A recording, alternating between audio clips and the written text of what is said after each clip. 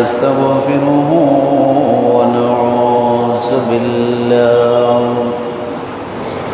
ونعوذ بالله من شرور أنفسنا ومن سيئات أعمالنا من يهده الله فلا مضل له ومن يضلله فلا هادي له ونشهد أن لا إله إلا الله وحده لا شريك له ونشهد أن سيدنا ونبينا وشفيعنا وحبيب ربنا وطبيبنا وطبيب قلوبنا محمدا الذي أرسله ربه بالحق بشيرا ونذيرا أما بعد فقد قال الله تعالى عز وجل في كلامه المجيد وفرقانه الحميد في شان حبيبه ومحبوبه مخبرا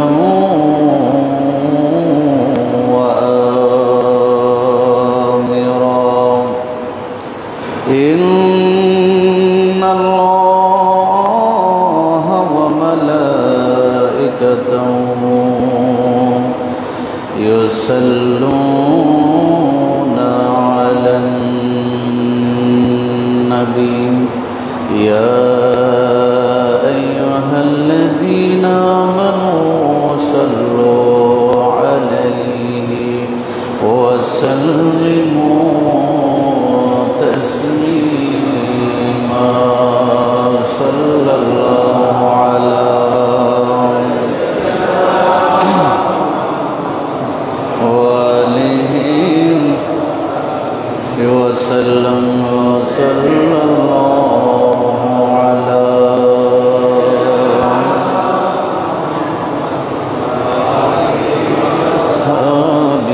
وسلم وصلى الله على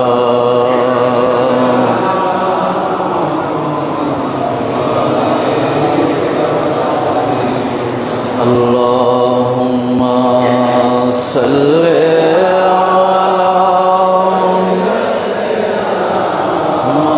مولانا محمد وعلى آله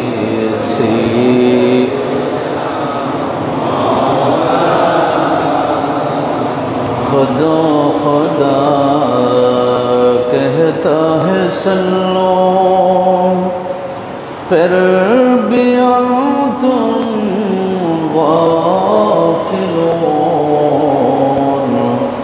मोमिनो वाजिब है तुम पर इफ़अलो मा तुमरून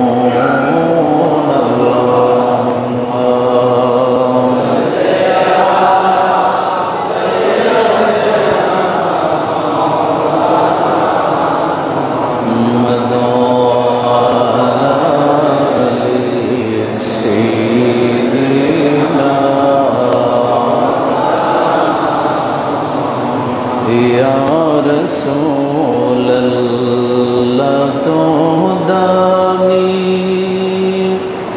उम्मतान तो आजीज़ा रहनुमा जुमला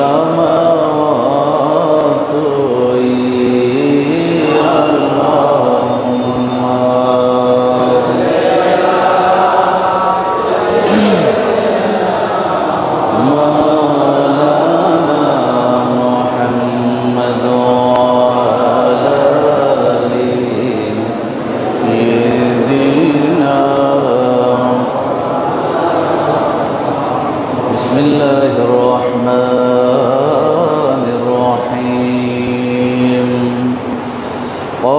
قاتلوا الذين لا يؤمنون بالله ولا باليوم الآخر صدق الله مولانا العظيم وبلغنا رسوله النبي الحبيب الكريم ونحن على ذلك من الشاهدين والشاكرين ربي صل وسلم وبارك عليه পবিত্র সফর মাসের প্রথম জুমার নামাজ আদায় করবার উদ্দেশ্যে আগত হাজি নসুমারম জামে মসজিদের মধ্যে সমবেত মুআজ্জাজ মুহতারাম মুসাল্লিয়ান কিরাম মুরব্বিয়ান আযম যুবক ভাইয়েরা শিশু কিশোর প্রাণীর বন্ধুরা রাহিমানি ওয়া রাহিমাকুমুল্লাহ আসসালামু আলাইকুম ওয়া রাহমাতুল্লাহি ওয়া বারাকাতুহু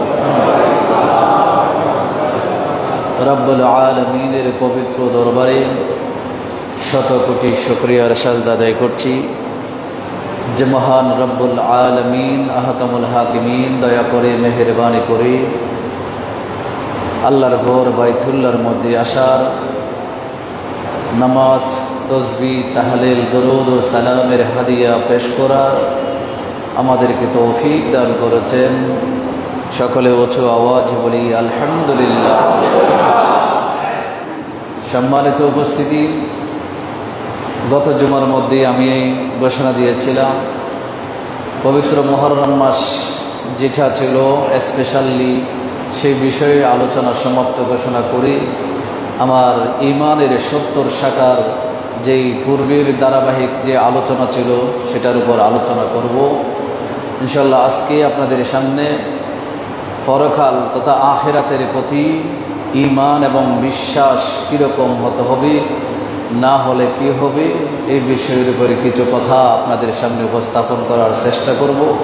আল্লাহ পাক রব্বুল আলামিন আহকামুল হাকিমিন সহি আকীদা বিশ্বাস রেখে সহিভাবে বিশুদ্ধভাবে আমল করার তৌফিক আল্লাহ আমাদেরকে দান করুন, সকলে বলে আমিন। একখানা কোরআনের আয়াতে কারিমা আপনাদের সামনে তেলাওয়াত করেছি। প্রথমত আমরা জানব আখিরাত, কোন দাফকে আখিরাত বলা হয় সেটা আমরা মোটামুটি সকলেই জানি। আখিরাত কোন দাফকে বলা হয়? আমরা পৃথিবীতে আসার পূর্বে একটা জগতের মধ্যে আমরা ছিলাম, যেই জগৎটাকে কোরআন এবং হাদিসের ভাষায় আলমে আরওয়াহ বলা হয়, রূহের জগৎ বলা হয়। তার আগে আমরা কোথায় ছিলাম? তার আগে এটা আল্লাহ এবং আল্লাহর রসুল এই ভালো জানেন। তার আগে আল্লাহর পরিকল্পনায় আমরা ছিলাম, এটাই হচ্ছে কথা। তা আলমে আরওয়াহের মধ্যে আমাদের মেইন যেটা উপাদান, যেটা রূহ, সেটা সবগুলো সৃষ্টি করা হয়েছে। সেগুলো সবগুলো আরওয়াহের মধ্যে আমরা দুনিয়াতে আগে এসেছে, পরে এসেছে, সামনে আসবে, সকলেই একসাথে সেখানে ছিলাম।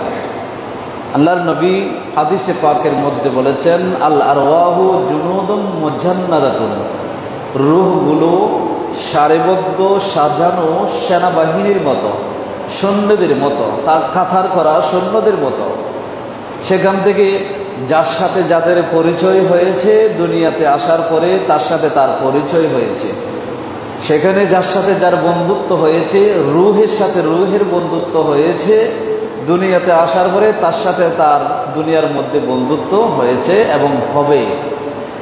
কিয়ামতের ময়দানও সেটা সেই বন্ধুত্ব অটুট থাকবে। সেখানে যেই রূহের সাথে রূহের বৈপরীত্য ছিল, দূরত্ব ছিল, বন্ধুত্ব ছিল না, দুনিয়াতে আসার পরেও তাদের মধ্যে সেই দূরত্ব সেই বন্ধুত্ব এখন নেই। দূরত্ব সেটা রয়েছে, কিয়ামতের ময়দানও সেটা থাকবে। এটা জাহিরি কথা। বাহ্যিকভাবে ইরাকের জমিনে আমার গৌসুল আজম আব্দুল কাদের জিলানী রাদিয়াল্লাহু তাআলা আনহুর মাজার শরীফ, তিনি এসেছিলেন অনেক আগে। আমি এসেছি, আমরা এসেছি এখন বর্তমান সময়ে। এখন ওনার যুগটা আমরা পাই নাই, অথবা উনি আমাদের যুগে নয়, কিন্তু ওনার সাথে আমার বন্ধুত্ব কিভাবে হবে?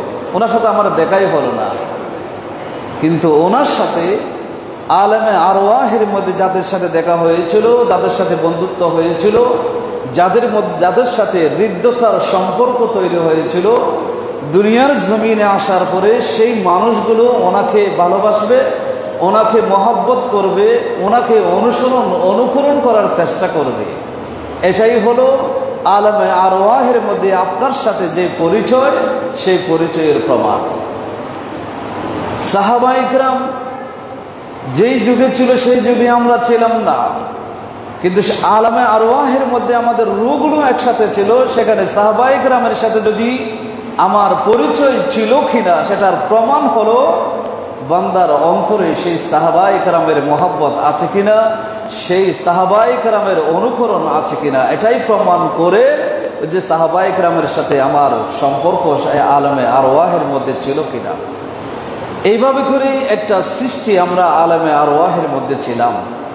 সেই রূহটাকে দুনিয়ার জমিনে যখন প্রেরণ করা হবে, তখন মায়ের গর্ভে একটা অবয়ব দাঁড় করানো হলো। সেই অবয়বের ভিতরে যখন আমার রূহ, আপনার রূহ যখন স্থাপন করা হলো, তখন আমার ভিতরে আপনার ভিতরে প্রাণ সঞ্চার হলো।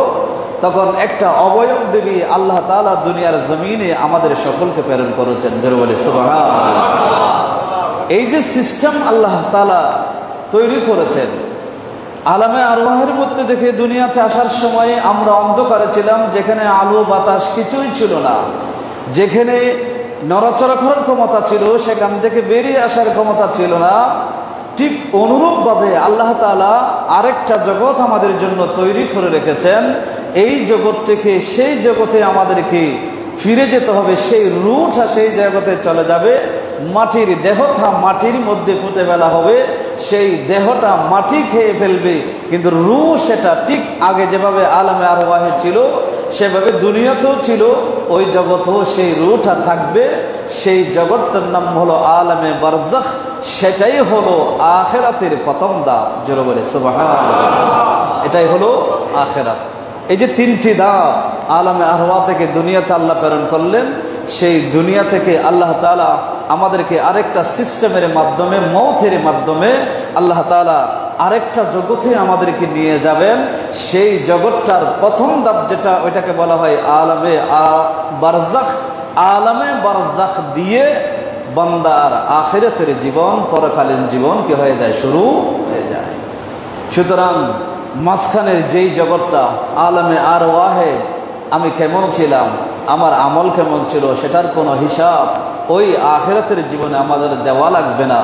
কিন্তু দুনিয়ার জমিনে যেই সময়টুকু আমরা কাজ করছি, সেই দুনিয়ার জমিনে আমরা কি করছি, করি নাই, সেটার হিসাব যে পরকালীন শেষ ধাপ, তৃতীয় ধাপ যেটা, সেই ধাপের মধ্যে আমাদেরকে কি করতে হবে, দিতে হবে। সেটার জন্য আমাকে শাস্তি ভোগ করতে হবে, সেটার জন্য আমি আল্লাহর পক্ষ থেকে আরাম পাবো, সেখান থেকে আল্লাহর পক্ষ থেকে নিয়ামত পাবো, যদি এই জগৎটাকে আমি সাজাতে পারি আল্লাহ এবং আল্লাহ রসুলের দেওয়া বিধান অনুযায়ী।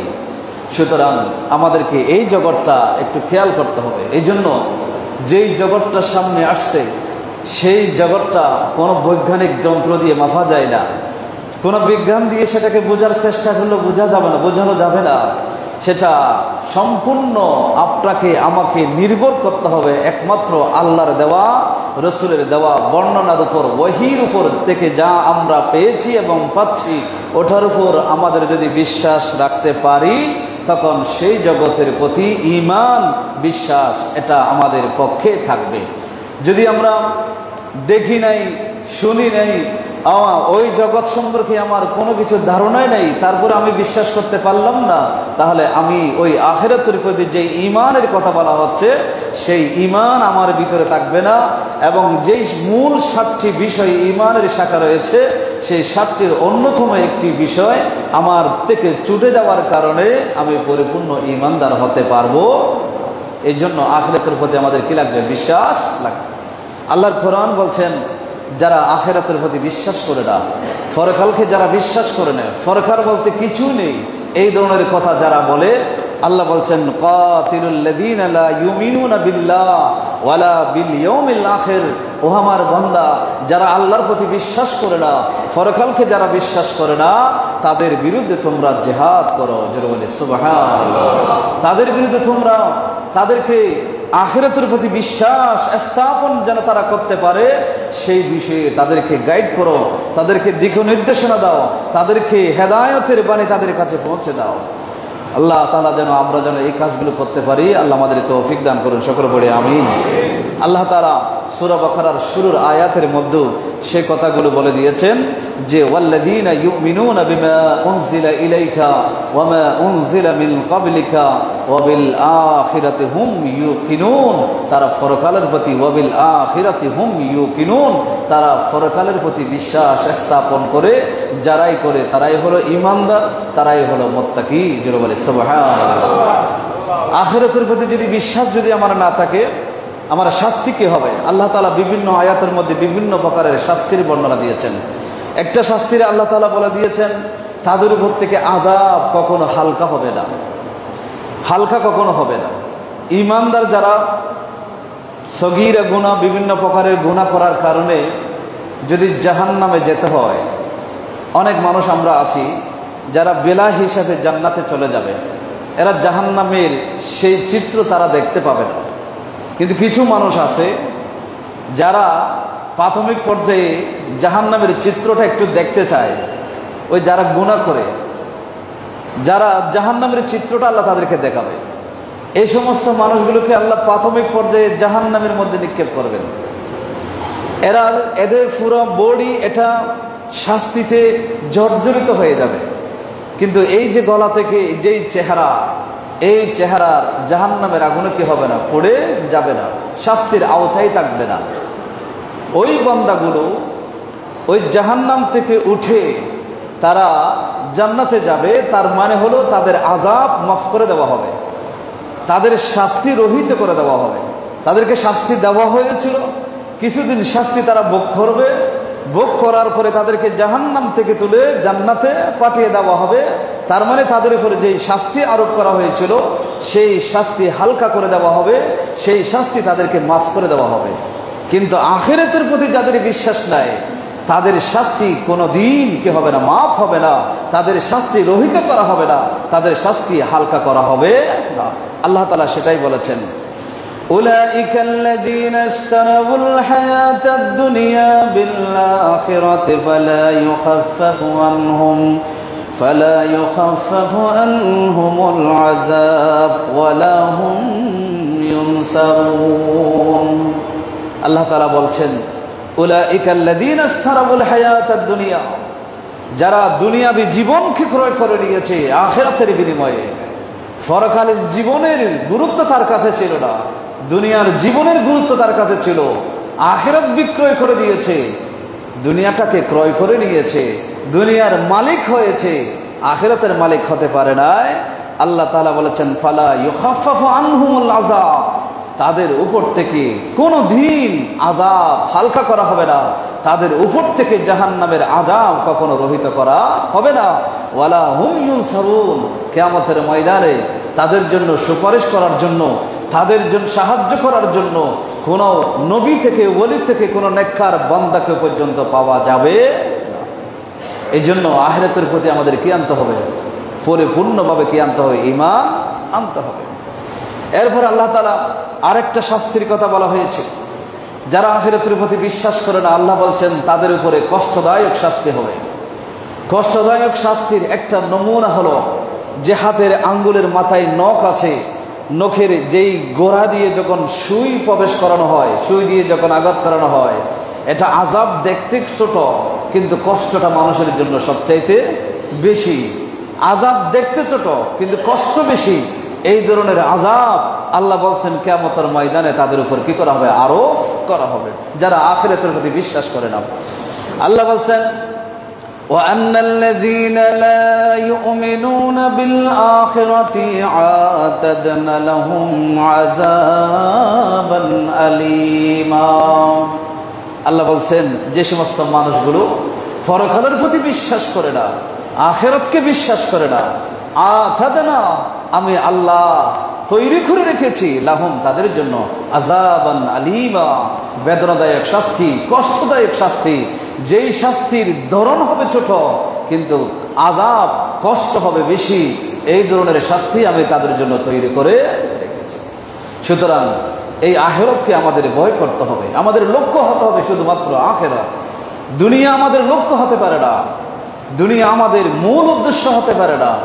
দুনিয়া হচ্ছে চিরস্থায়ী নয়, দুনিয়া হচ্ছে ক্ষণস্থায়ী।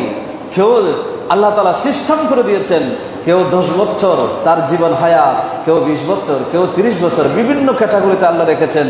আল্লাহ যদি নির্দিষ্ট করে দিতেন প্রত্যেকে 70 বছর করে বাঁচবে, আল্লাহ সেটা করেন নাই। তাহলে মানুষ 70 বছর বাঁচবে এটা নির্ধারিত হয়ে গেলে মানুষ সব অপকর্ম করে শেষ পর্যায়ে বলে আমি এখন ভালো হয়ে যাব, মসজিদে ঢুকে আল্লাহ আল্লাহ করবো, এই ধরনের চিন্তাধারা করতে পারত। কিন্তু আল্লাহ বললেন সেই সুযোগ নাই। আল্লাহ কতদিন সুযোগ দিয়েছেন কেউ জানে না। আল্লাহ বলছেন বান্দা তোমার জীবনের শুরু থেকে স্টার্ট করো, যে আখিরাতের সেই বিনিময় কি হবে, আখিরাতের পুঁজি কি হবে, সেগুলো নিয়ে তুমি চিন্তা করো। এই চিন্তা করার জন্য আল্লাহ তাআলা কোরআনে বিভিন্ন আয়াত আল্লাহ দিয়েছেন, যেটা বলে সুবহানাল্লাহ। আরেকটা শাস্তির কথা আল্লাহ তাআলা বলেছেন নবী এবং তাদের মাঝে যারা আখিরাতকে বিশ্বাস করে না, নবীর মাঝে এবং তাদের মাঝে একটা অদৃশ্য থেকে একটা পর্দা নামিয়ে দেওয়া হবে। চিন্তা করতেছেন দুনিয়াতে নবীরকে আমি বিশ্বাস করেছিলাম, নবীর জন্য যাহা করা দরকার সেগুলো চেষ্টা করেছিলাম, কিন্তু আখিরাতের বিশ্বাস আমার ছিল না। কিন্তু আল্লাহ বলছেন সেই মানুষগুলো নবীকে দেখতে চাইলেও দেখতে পাবে না, নবীর চেহারা দেখতে পাবে না হাসরের মাঠে। তাদের জন্য দুনিয়াতেও চাইলেও যদিও তারা দেখছে সেই নবীর নূরের চেহারার সেই জালোয়া সে দেখতে পাবে না, কারণ তার ভিতরে আখিরাতের প্রতি কি নেই, বিশ্বাস নাই। আল্লাহ বলছেন ওয়াইযা কারাতাল কুরআনা জাআলনা বাইনাকা ওয়া বাইনাল্লাযীনা লা ইউমিনুনা বিল আখিরা হিজাবাম মাসতুরা।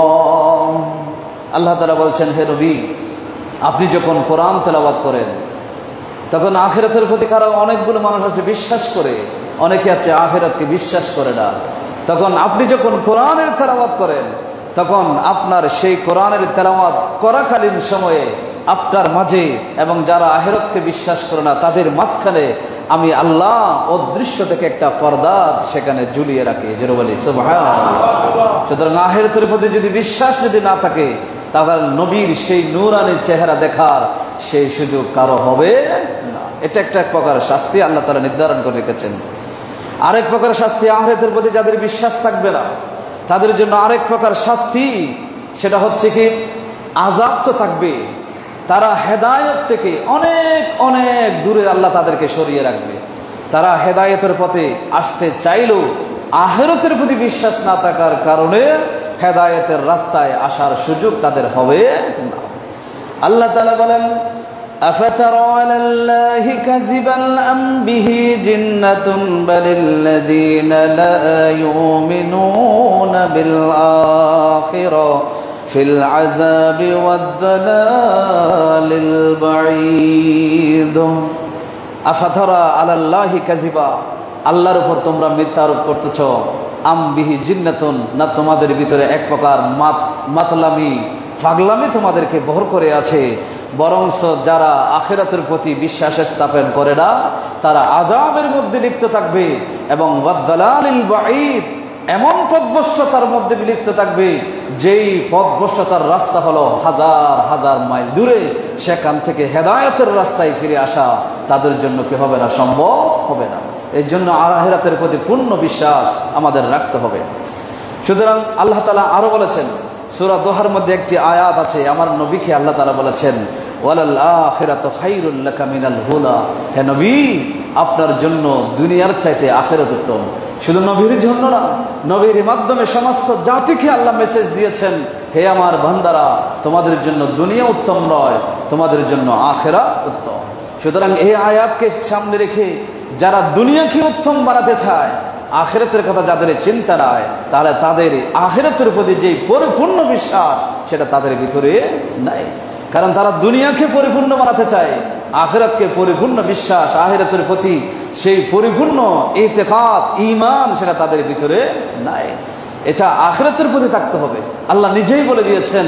আর আল্লাহ বলতেছেন আখিরাত তোমার জন্য উত্তম, দুনিয়া তোমার জন্য উত্তম নয়, দুনিয়া তোমার জন্য কষ্টকর। আর দুনিয়া সিজনুল লিল মুমিনিন, দুনিয়া হলো মুমিনদের জন্য কারাগার, কয়দিখানা।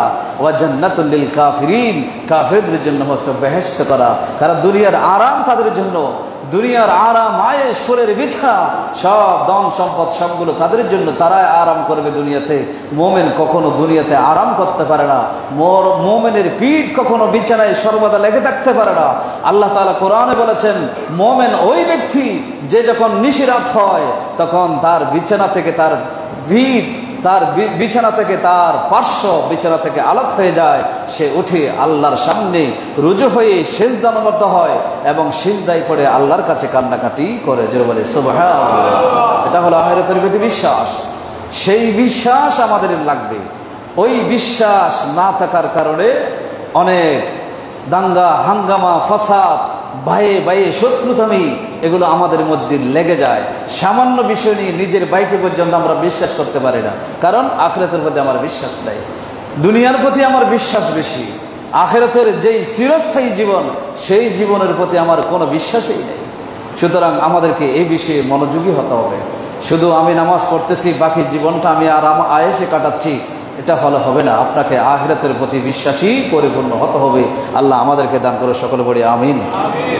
আখিরাতের প্রতি, আখিরাতের মেসেজটা দেওয়ার জন্য আল্লাহ তাআলা বলেছেন সূরা কাহফের মধ্যে, وَوُضِعَ الْكِتَابُ فَتَرَى الْمُجْرِمِينَ مُشْفِقِينَ مِمَّا فِيهِ وَيَقُولُونَ يَا وَيْلَتَنَا مَا لِهَذَا الْكِتَابِ لَا يُغَادِرُ صَغِيرَةً وَلَا كَبِيرَةً إِلَّا أَحْصَاهَا وَوَجَدُوا مَا عَمِلُوا حَاضِرًا وَلَا يَظْلِمُ رَبُّكَ أَحَدًا।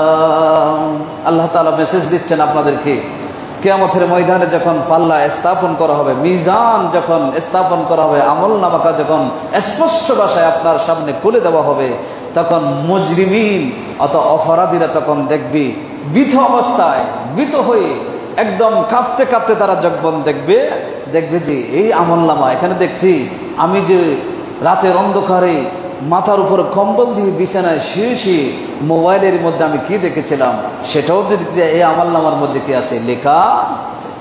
ঘরের দরজা বন্ধ করে দিয়েছিলাম, আমার মা জানতো না, বাবা জানতো না, কেউ জানে নাই, শুধু আমিই ছিলাম কম্বলের নিচে মোবাইল টিভি, সেখানে আমি কি দেখেছিলাম, কি করেছিলাম সেটা পর্যন্ত, এইরকম বিষয় পর্যন্ত ওই আমলনামায় মুজরিমরা দেখতে পাবে।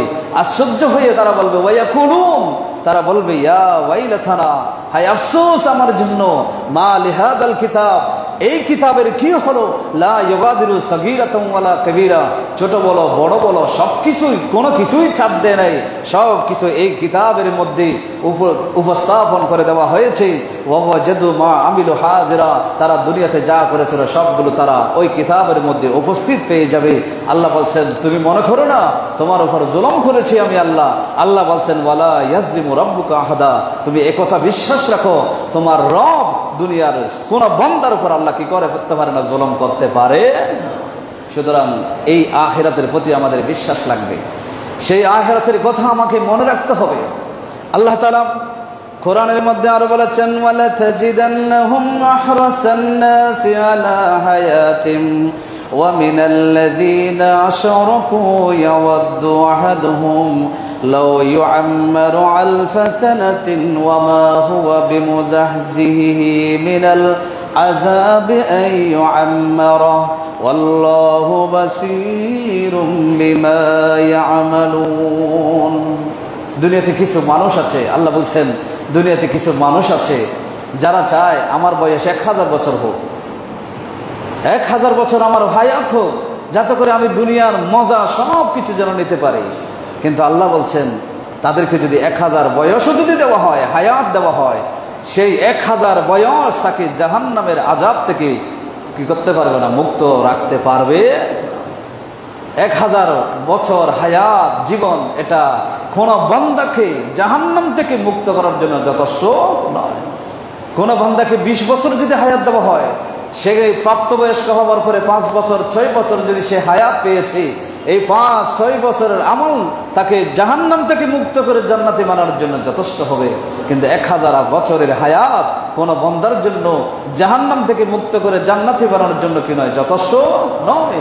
সুতরাং হায়াত বেশি হলে সে জান্নাতে হবে, এটার কোনো গ্যারান্টি নাই, আল্লাহ সেটাই বলেছেন। সুতরাং আল্লাহ বান্দা কি করছেন, সব কিছু আল্লাহ দৃষ্টিগোচর করে আছে, আল্লাহর দৃষ্টিতে আছে, আল্লাহ সব কিছু দেখে আছেন। সুতরাং আমাদেরকে এই বিষয়ে সজাগ হওয়া আল্লাহ যেন আমাদেরকে তৌফিক দান করে, সকলে বলি আমিন। আখিরাতের অনেকগুলো ধাপ আছে, যেটা আমি বলেছিলাম, মৃত্যুর পরে আলামে বারজাহ, কবরের ধাপ, কবর থেকে আমাদেরকে আবার উঠানো হবে, সেই উঠানোর পরে কিয়ামতের ময়দান হবে। কিয়ামতের ময়দানটা 50,000 বছরের সমান হবে, একটা দিন, রাত নয়, শুধু একটা দিন 50,000 বছরের সমান হবে। সেখানে বিচার হবে না, সবাইকে দাঁড় করিয়ে রাখা হবে, সূর্যের তাপ দেওয়া হবে, সেখানে কি যে মানুষের কষ্ট সেখানে হবে। সেখান থেকে তারপরে আমার নবীর সুপারিশের মাধ্যমে আল্লাহর কাছে মকামে মাহমুদে দাঁড়িয়ে সিজদায় গিয়ে নবী যখন বলবেন রব্বি হাবিলি উম্মতি, যখন বলবেন তখন আল্লাহর দিল নরম হবে। তখন আল্লাহ বলছেন তাহলে ঠিক আছে, এখন থেকে বিচার শুরু করো। এবার বিচার, এক একজনের বিচার আস্তে আস্তে শুরু হবে। এই বিচার করতে করতে করতে এক একজনকে বিচারের মুখে দাঁড় করিয়ে সেখান থেকে তাকে, এরপরে তাকে জান্নাত দেওয়া হবে। তাহলে আপনি এই ধাপ, এক একটা ধাপ তাকে পার করতে হবে। মিজানের গোড়ায় যেতে হবে, আমলনামা মাপা হবে, ফলসিরাত পার হতে হবে। সবগুলো বিষয় আপনার আমার সকল এগুলোকে পার হয়ে তারপরে জান্নাতের ঠিকানা পাওয়া যাবে। কিন্তু আমরা যদি চাই, এমন হতে পারি যে হাসরের ময়দানও চাইলে আমরা আল্লাহর আরশের ছায়া পেতে পারি, এবং ওই যে হিসাব মিজানের পাল্লায় সেখানেও যেতে হবে না, এরকম ব্যবস্থা আল্লাহর নবী আমাদেরকে শুনিয়ে দিয়েছেন। জোরে বলি সুবহানাল্লাহ। ওরকম আমলের কথা আল্লাহর নবী আমাদেরকে জানিয়ে দিয়েছেন। সুতরাং এই বিষয়গুলো যদি আমরা আমল করতে পারি, তাহলে আমাদেরকে হাসরের ময়দানও আরাম পাবো। আরাম পাওয়ার পরে মিজানের কাছে আমাদের যেতে হবে না। আল্লাহর নবী বলেছেন 70,000 বান্দাকে প্রাথমিক পর্যায়ে আল্লাহ জান্নাতের মধ্যে বিলা হিসাব প্রবেশ করাবেন। এটা যখন আমাকে বলা হলো, আমি রাসূল বললাম আল্লাহ এটা হবে না, তখন আল্লাহ বলছেন শুধু এতটুকুতে সীমাবদ্ধ রাখলাম না, আপনার কারণে, আমি আপনার কারণে প্রত্যেক 70,000-এর প্রত্যেক সদস্য আরো 70,000 করে বান্দাকে বিলা হিসাবে জান্নাতের মধ্যে নিয়ে যাবে। জোরে বলে সুবহানাল্লাহ। এদেরকে বলা হয়, যারাই এভাবে জান্নাতে যাবে তাদেরকে বলা হয় মুহসিনিন, এহসানকারী। এহসানকারী, এই মুহসিনিন, এহসান যারা করে, সেই এহসানকারী কারা? এহসানের সেই শব্দের অনেকগুলো অর্থ, সেগুলোর মধ্যে একটা হচ্ছে এহসান মানে হলে আল্লাহর ইবাদত যেভাবে করতে হয় সেভাবে আল্লাহর ইবাদত করা, আল্লাহকে দেখে দেখে ইবাদত করা। সেটাও যদি না হয়, আল্লাহ যে আপনাকে দেখতেছেন সে কথা বিশ্বাস করা। এখন সেই বিশ্বাসটুকু আমাদের জীবন থেকে চলে গেছে। আল্লাহকে তো দেখার সেই সুযোগ তো আমরা, সেই যোগ্যতা তো অর্জনই করতে পারি নাই। কিন্তু আল্লাহ একজন আছেন, তিনি আমাকে দেখছেন, সেই কথা, সেই বিশ্বাস আমাদের নাই। ওইটা যদি থাকে তাহলে এত অপকর্ম, এত কিছু, এগুলো আমরা কি করতে পারি? করতে পারি না। এগুলো আপনাদের জীবনে লাগবে, আমাদের জীবনে লাগবে। আমি আপনাদের কাছে আজকের জীবনের মধ্যে এই মেসেজটা দিচ্ছি, অন্তরকে নরম করুন, চরিত্রকে সংশোধন করুন। মিজানের পাল্লায় সবচেয়ে উঁচু মাপের যেই আমল হবে, যার তুলনা কোনো আমল হবে না, সেই আমলটা হলো আপনার সৎ চরিত্র। সেই সৎ চরিত্র ধারণ করার চেষ্টা করুন। জীবনে সবচাইতে মূল্যবান সম্পদ হলো সৎ চরিত্র। যেই নামাজ পড়ার জন্য আমরা মসজিদে কষ্ট করে আসি, যেই হাজার হাজার টাকা আমরা জাকাত দিই, লক্ষ লক্ষ টাকা খরচ করে হজ করি, সেই হজগুলোকে সবচেয়ে মূল্যবান ইবাদত বলা হয় নাই। মূল্যবান ইবাদত হিসেবে আমার নবী চিহ্নিত করে দিয়েছেন মানুষকে সৎ চরিত্রবান হওয়ার জন্য, আপনার চরিত্রকে সংশোধন করার জন্য, আহলাকে হামিদা, যেই আহলাক প্রতিষ্ঠা করার জন্য, যেই আহলাকে মানুষকে রঞ্জিত করার জন্য, রঙিন করে দেওয়ার জন্য আমার নবী বলেছেন বুইসতু মুআল্লিমান লিউতাম্মিমা মাকারিমাল আখলাক। তোমাদের সেই সুন্দর চরিত্রবান করে দেওয়ার জন্য আল্লাহ তাআলা আমাকে দুনিয়ার জমিনে প্রেরণ করেছেন বলে রাসূল ঘোষণা দিয়েছেন। সুতরাং সেই চরিত্র আমাদেরকে ধারণ করতে হবে। হাদিসে পাকের মধ্যে এসেছে আল্লাহর নবী এমন ছিলেন, আল্লাহর নবী এমন ছিলেন যেই নবীকে কেউ আঘাত করলে নবী কখনো সেটার প্রতিশোধ নিতেন না, সেটা হাসানার মাধ্যমে তাকে উত্তম পুরস্কার দেওয়ার মাধ্যমে কি করতেন, তাকে সেটার বদলা দিতেন। কোরআন শরীফে, হাদিস শরীফে এরকম অনেক আয়াত আছে, অনেক হাদিস আছে যেখানে রসুল কখনো কাউ থেকে প্রতিশোধ নিয়েছেন সে কথা কোনো জায়গায় কিনে বর্ণনা নাই। অনেক বড় বড় কাফের পর্যন্ত যাদের উপর রসুল বলেছিলেন তোমাদের এই ব্যক্তিকে যে মারতে পারবে সে সোজা জান্নাতে যাবে, এরকম ঘোষণা দিয়েছিলেন। কিন্তু সেই ব্যক্তি রাতের অন্ধকারে ফজরের নামাজের মধ্যে মসজিদে ঢুকে নবীর সামনে চাদর পেঁচিয়ে বসে আছে। বললেন, ইয়া রাসূলুল্লাহ, ওই আপনি যাকে ঘোষণা দিয়েছেন, যার রক্ত হালাল করে দিয়েছেন, সে যদি আপনার কাছে এসে তওবা করে আপনার প্রতি যদি ঈমান আনে, তার রক্ত এই যে ঘোষণা দিয়েছেন সেটা কি মওকুফ হয়ে যাবে? রাসূল বললেন, হ্যাঁ অবশ্যই হয়ে যাবে। তখন সেই ব্যক্তি বলেন, যার রক্তকে আপনি বৈধতা দিয়েছিলেন, যার রক্তপাত করা, যাকে মেরে ফেলার জন্য আপনি হুকুম করেছিলেন সাহাবাদেরকে, সেই ব্যক্তি আর কেউ নয়, সেটা হলাম আমি আপনার সামনে এসেছি ক্ষমা চাওয়ার জন্য, আপনি আমাকে কলমা পড়িয়ে দেন। জোরে বলে সুবহানাল্লাহ। এটাই হলো নবীর আদর্শ। সুতরাং আমি এদিকে যাচ্ছি না, আমি আমার মূল বিষয়ের মধ্যে চলে আসছি। আল্লাহ পাক রব্বুল আলামিন আখিরাতের কথা সব জায়গায় বলেছেন। আখিরাতের প্রতি আমাদের বিশ্বাস করতেই হবে। আখিরাত হচ্ছে আমাদের মূল ঠিকানা। অনেকগুলো হাদিস এসেছে যে সম্পদের জন্য আজকে আমরা পাগল হয়ে গেলাম। আল্লাহ রসুল সাল্লাল্লাহু আলাইহি ওয়াসাল্লাম মুসলিম শরীফের মধ্যে 2958 নম্বর হাদিস, ওই হাদিসের মধ্যে আল্লাহ তাআলা বলছেন, আল্লাহ রসুল সাল্লাল্লাহু আলাইহি ওয়াসাল্লাম বলছেন, হযরতে মুতাররাফ আন আবিহি, তার বাবা থেকে হাদিস বর্ণনা করেছেন। তার বাবা বলছেন, আতাইতুন নবিয়্যা, আমি নবীজির কাছে আসলাম, ওয়া হুয়া ইয়াকরাউ আলহাকুমুত তাকাসুর। আলহাকুমুত তাকাসুর, এই ধরনের একটা সূরা আছে, ছোট্ট সূরা আম্বারার ভিতরে, সেই সূরাটা তখন আমার নবী তেলাওয়াত করছিলেন। আলহাকুমুত তাকাসুর মানে সম্পদের আধিক্য মানব জাতিকে ধ্বংসের দিকে নিয়ে যায়। আলহাকুম, আল্লাহ হালাক করে ধ্বংস করে দেয়, তোমাদেরকে ধ্বংসের দিকে নিয়ে যাচ্ছে। আর তাকাসুর, আয়াত তাকাসুর ফিল মাল, তাকাসুরুল মাল, সম্পদের আধিক্য, সম্পদের সেই আধিক্য তোমাদেরকে কোথায় নিয়ে যায়? ধ্বংসের দিকে নিয়ে যায়। আপনাদের সামনে অনেক নজির আছে, আমার বলার দরকার নেই, আপনারা নিজেই বুঝে নিতে পারবেন। সম্পদের আধিক্য যাদের আছে, সেই সম্পদ তাদেরকে বাঁচাতে পারে না, সেই সম্পদ তাদেরকে ধ্বংসের দিকে নিয়ে যায়। এই কোরআনের আয়াত আমার নবী তেলাওয়াত করছিলেন। তখন ক্বালা ইয়াকুলু, তিনি বলছেন, কিয়ামতের ময়দানে যখন বান্দা উপস্থিত হবে, অত খবরে যখন রাখা হবে, তখন সে বলবে, মালি মালি, বলে আমার সম্পদগুলো কোথায়, আমার সম্পদগুলো কোথায়?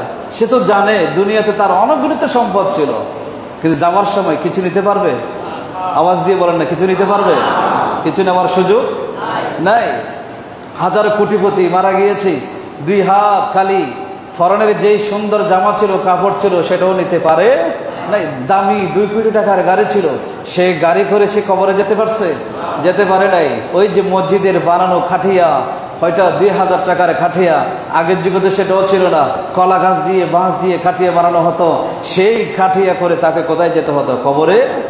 ওই গাড়িটাই হলো আসল গাড়ি, সেই খাটিয়া করে তাকে কবরে যেতে হতো। যত কোটি টাকার মালিক হন আপনি, যত বড় এমপি মিনিস্টার, যত বড় নেতা হন না কেন, কিন্তু আপনাকে শেষ পর্যন্ত যেতে হবে এই মসজিদের গড়ে যেটা আছে, সেই খাটিয়া করে আপনাকে যেতে হবে, আমাকে যেতে হবে। এটা আমাদের মাথায় ঢুকানো দরকার। আমি যত বড় হই না কেন, আমাকে কিন্তু ওই যে একজন রিক্সাওয়ালা যেই খাটিয়া করে কবরে যাবে, আমাকে কিন্তু সেই খাটিয়া করে কবরে যেতে হবে।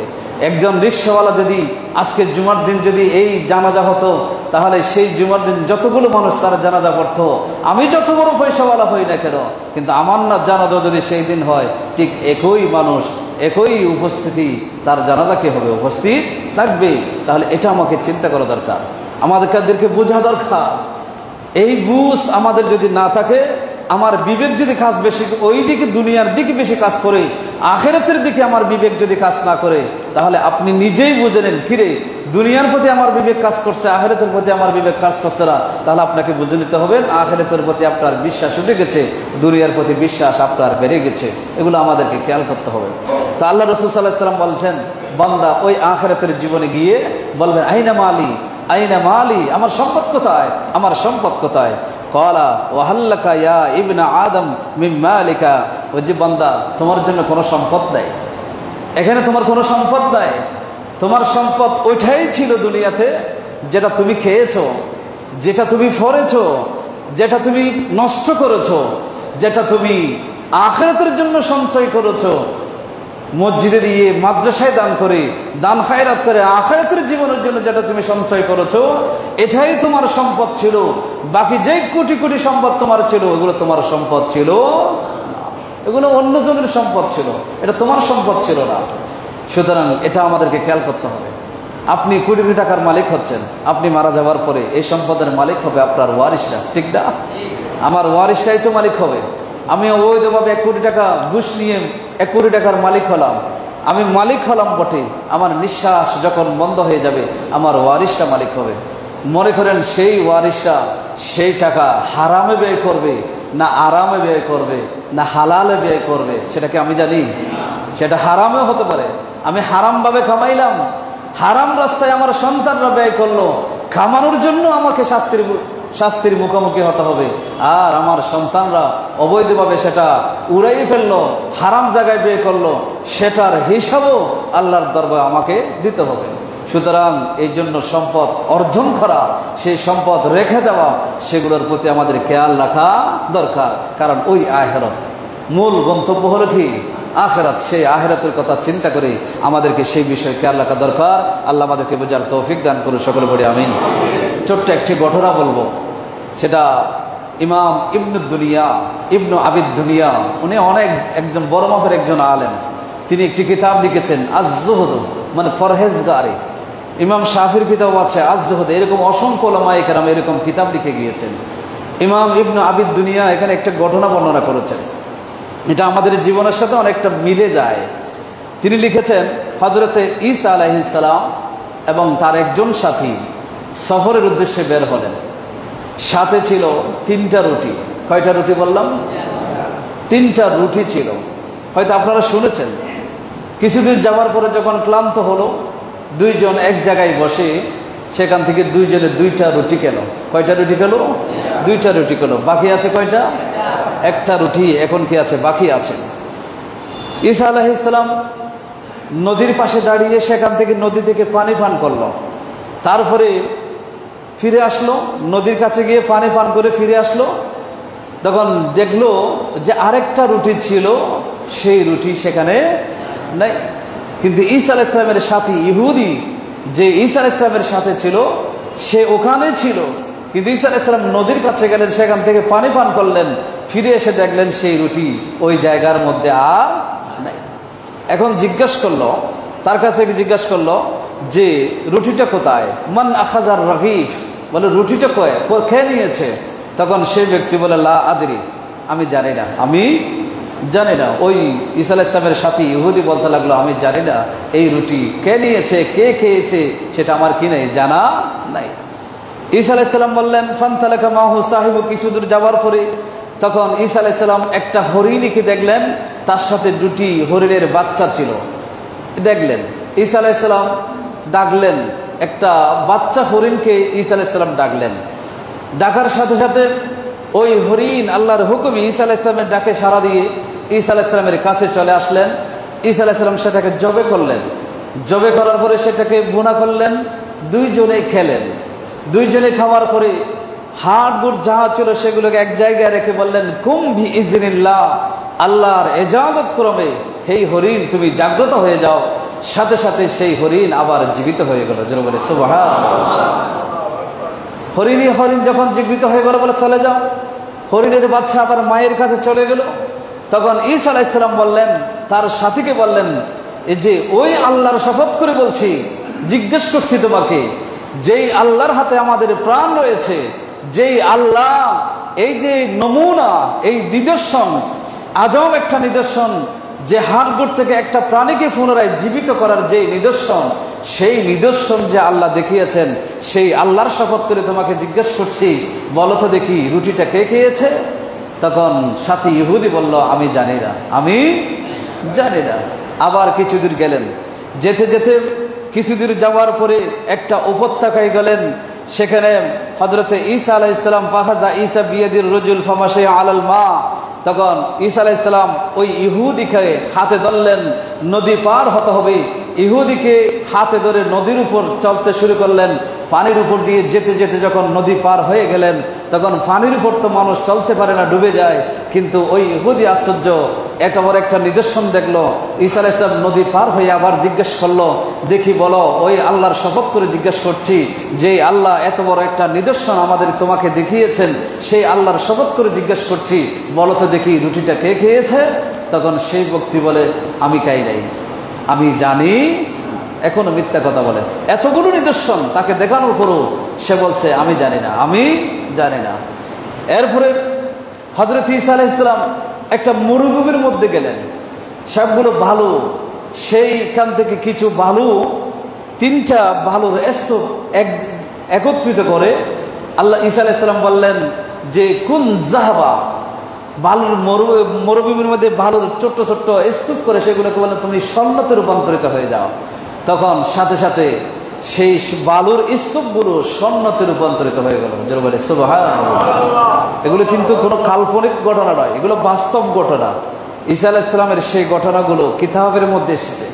তখন ঈসা আলাইহিস সালাম আবার বললেন যে তুমি বলো তো দেখি, ওই আল্লাহর শপথ করে বলো, যেই ব্যক্তি রুটি খেয়েছে সে 2টি রুটি খাওয়ার কারণে 2টি স্বর্ণের বাহার পাবে, 2টি স্বর্ণের টুকরা পাবে, আর যে একটা খেয়েছে সে একটা পাবে।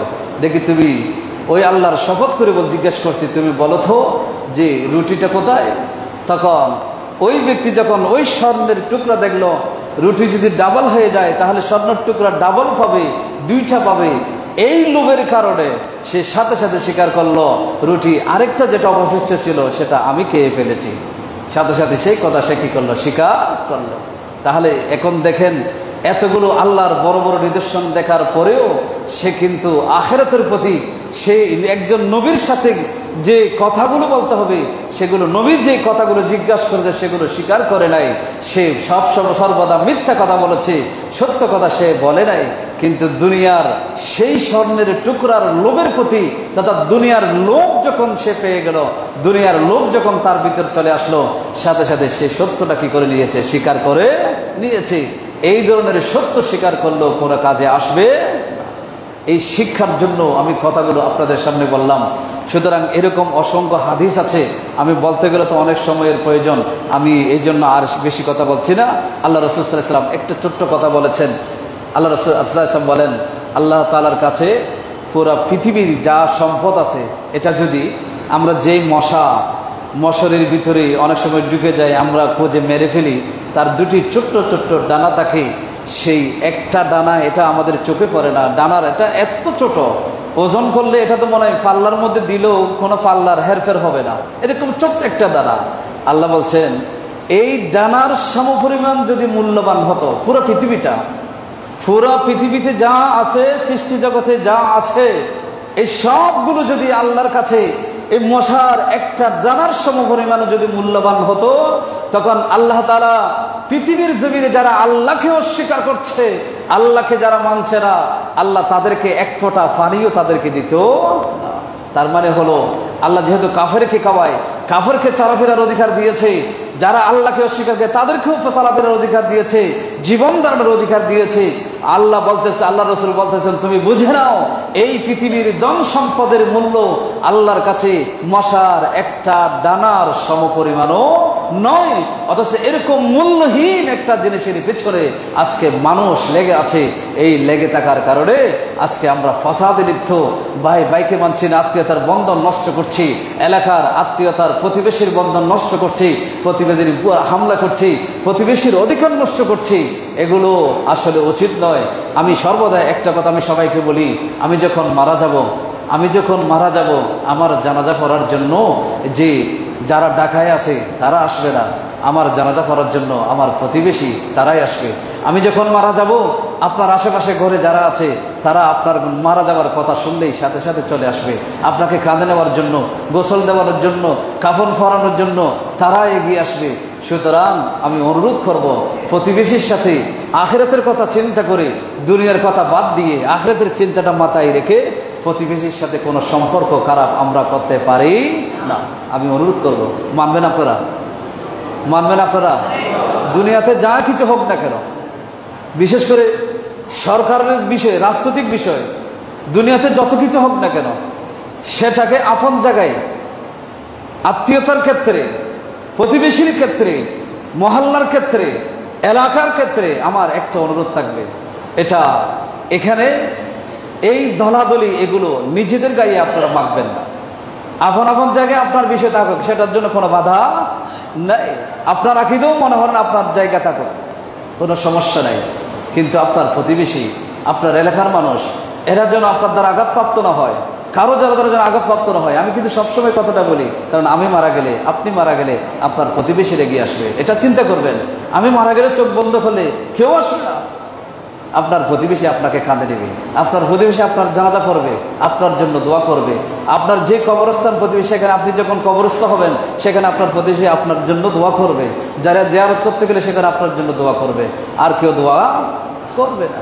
এটা মাথায় রাখবেন। এটা মাথায় রেখে মুরব্বী যারা আছে, আমি যুবকদেরকে বলবো, মুরব্বী যারা আছে তাদের সাথে সুন্দর আচরণ করবে, তাদেরকে সম্মান করবে। যুবকদেরকে বলবো, মুরব্বী বাবার বয়সী, চাচার বয়সী যারা আছে তাদের সাথে সুন্দর আচরণ করব। আমরা সবাই সুন্দর আচরণ করব। এরকম যদি আমরা চলতে পারি, একটা সুন্দর সমাজ, সুন্দর একটি মহল্লা, সুন্দর একটা পরিবেশ আমরা কি করতে পারবো, সৃষ্টি করতে পারবো। সবগুলোর মূল আখিরাত, এটা মনে রাখতে হবে। আল্লাহ আমাদেরকে বুঝার তৌফিক দান। সকলে বলি আমিন। ওয়া আখিরি দাওয়ানা।